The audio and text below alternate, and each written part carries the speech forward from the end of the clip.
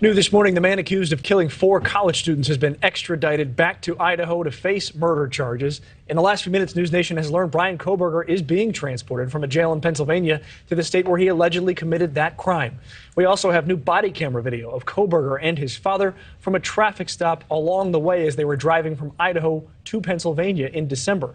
Robert Sherman is live in Moscow, Idaho with the latest on this investigation. Good morning, Robert. Good morning to you, Mitch. It's the moment that a lot of people have been waiting for as Bryan Kohberger made his first appearance in a court yesterday. We saw him entering the Monroe County, Pennsylvania courthouse where he had an extradition hearing. And in that hearing, he waived his right to extradition, meaning that he's not going to be contesting the fact that he will be coming back here to Idaho in order to face prosecutors and the potential charges that will be unsealed against him once he makes it back here to Idaho. There was a moment in the courtroom yesterday where he made eye contact with his family, and his family members burst into tears upon seeing him there, which is going to show the gravity of the situation inside of that courtroom. The district attorney weighed in on the significance of that extradition waiving by Bryan Kohberger. I want you to take a listen to what he had to say on that. Idaho does not release their probable cause affidavit in support of their arrest warrant until after their defendant is returned to that state.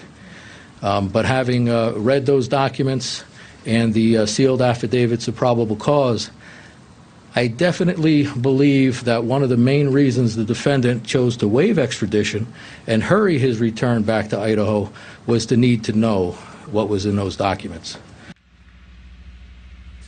And this is something else that's just coming into our newsroom. This is body cam footage from an Indiana state trooper during a traffic stop.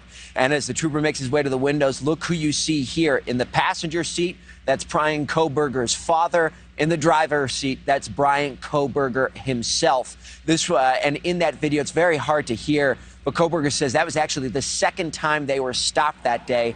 This comes from December 15th. And it just goes to show how that timeline is starting to come together more and more as every piece comes to the forefront. Mitch? Robert, a new order prohibits police and investigators and attorneys on both sides of the case from speaking publicly about the investigation. It's basically a gag order. So how do we expect to get updates on this case now?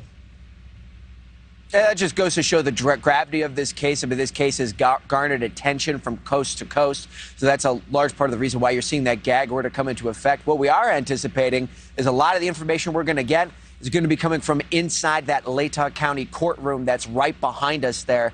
That's where we're expected to get a lot of that information coming in, not much coming in from outside of the courtroom. Mitch? There is a lot of attention on this case, so you would expect a lot of folks to be converging on a place that doesn't typically see that many folks interested in their cases.